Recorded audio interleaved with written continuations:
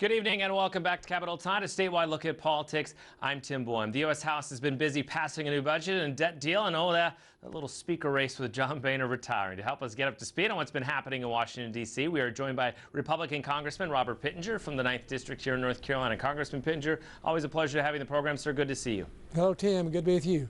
All right, let's start with a news release that you sent out this morning, actually, about requesting a House Ethics Committee investigation. This goes back to a company, a real estate company that you used to own, and you transferred over to your wife as required by House ethics rules with certain lines of work.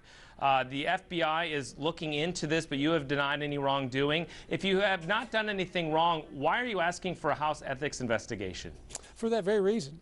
My objective is to just address this directly and invite the House Ethics Committee to come in. Let's review all the books and records, and they'll see that we've acted properly in accordance with the law and in accordance with the House ethics rules. The Observer, Charlotte, reported that you continue to play a role in PLI, which is not allowed, obviously. This is obviously a difference between you and the Charlotte Observer. Can you guarantee that you have not played any role in PLI? I've acted in accordance with the House ethics rules, and any conjecture on the Observer's part is merely speculation. But I have acted in full compliance with the commitment that I have with the House Ethics Committee, which is a bipartisan committee, equally a number of Democrats and Republicans. All right, sir, well, let's get on to some of the issues. Namely, first, the new House Speaker, John Boehner, is out now. We have Mr. Ryan in place. The Freedom Caucus seems to be on board. I mean, from your perspective as a Republican, is everything, I don't want to say smooth sailing, but headed in the right direction? Paul Ryan is an outstanding person. I'm with him every morning in the gym. I'm no great athlete, but I do show up, and I've seen Paul every morning since I came to Congress. He is an extremely bright person, but frankly matched with his intelligence, his demeanor.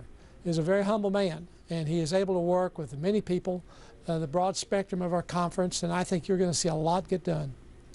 You've been pretty busy in the last month or so. Several news releases about issues, one of them about a new Charlotte control tower. First of all, why is this needed, and when will we see it? Well, it'll take some time to build. We won't get finished till late 2019 or 2020. There's a lot of technology going into this facility, but it'll be twice as tall as our current tower. The current tower, frankly, that we have today can't even see the third parallel runway, and it's not safe. Considering the broad expansion of our airport, the 8th busiest in the country, and with the intermodal development and the enormous expansion, we felt that this was appropriate and needed to be done. Frankly, we're the only regional airport, only major city in the country without a significant tower like this. One of the other things you've done, you hosted some European leaders to talk about terrorism financing and cybersecurity, intelligence community oversight. Why did you think it was so important to hold this, and what did you learn? This is the third forum that we've had. In addition to my work on Financial Services Committee, which I'm very committed to in reducing the high regulatory environment in the financial system to enable more capital to flow and more jobs to be created. What I have focused on as the chairman of the Congressional Task Force on Terrorism is bringing together our partners, our leaders from throughout the world, primarily in Europe. This is the third forum that I've hosted.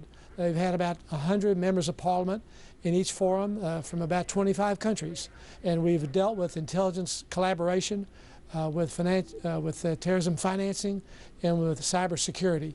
All three very relevant and important if we're going to have an impact in deterring what our adversaries are trying to do. Under the Budget Act specifically, that some people, it surprised a lot of people that was this magic 2-year deal done. We've had so much controversy over getting these deals passed and waiting to the last minute.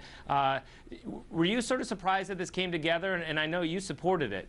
Yes, sir, I did. Patrick McHenry and I supported this. Very important to do. We cannot default on our debt. We've got to have a budget. This funds our government for, as you said, just about 2 years, and allows us to govern and allows us to go through the appropriation process. We can't just continue on in passing continuing resolutions to fund the government. We need to be disciplined. We need to be clearly focused. And frankly, it had offsets to address the funding requirements on our debt. There's offsets in terms of entitlement reforms that address that, so it was fiscally responsible. What did you, I mean, is this a relief in some sense that you're not going to be going through these again? I know, I mean, was part of it because we have an election next year and people are so concerned about having that on the record that this went to the last minute again, or potential of a government shutdown? I mean, is it a relief in some sense? No, it's the way we're supposed to govern. This is it. We're so used to the other method of just doing last minute resolutions to fund a government.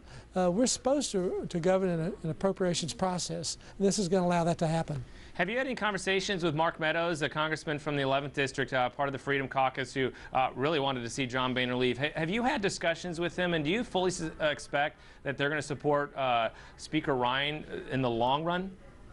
Well, I see Mark regularly. I was with him at Howard Coble's funeral this week. I think Mark stood on the principles that he thought. We have a different view, not in terms of outcomes whatsoever, but you can't default, I do not believe, on your government obligations. And you can't go into a shutdown. That has perilous impact in terms of security, in terms of our commitments to those who depend on our government. So I didn't see that as a disciplined approach in managing, in a good management structure. So I believe that Mark and other members of that group will understand that we are fully committed to providing for a balanced budget, for full accountability inside our government. That's what I've stood for ever since I've been involved in the State Senate and in the U.S. Congress. I have to ask, we need accountability. I have to ask you, since it's the big talk always, the presidential race, have you been following it closely, and do you have a favorite yet? Well, I have about a half a dozen favorites. I could take about any of our bench compared to the option of Ms. Clinton. I think we have moved so far, they have moved so far to the left. We have nearly a $19 trillion debt. We have to be fiscally responsible. We can't continue in the tax and spend mode that they've had in the regulatory environment that's really hurting our economy. We're just growing at about 2% economic growth right now, adding very few jobs. This is a very weak recovery compared to the recovery in the 1980s, where we grew at 6%. We were creating 300 and 400 and 500,000 jobs a month, 1 month, 1 million jobs. And the high of any growth in job growth has been 290,000 jobs. So that's the low end of what could have been done. So I think we need to free up the American people. We've got to remove these burdensome regulations. We've got to have a fair and simpler tax code that will now allow our economy to grow and create the jobs that the American people deserve. Well, it's going to be a fun election in 2016. They always are in those every 4 years. Congressman Pittenger, good to see you. Thank you for some time tonight, sir. Always good to be with you, Tim. All right, thank you. That's all the time we have for tonight. We'll see you back.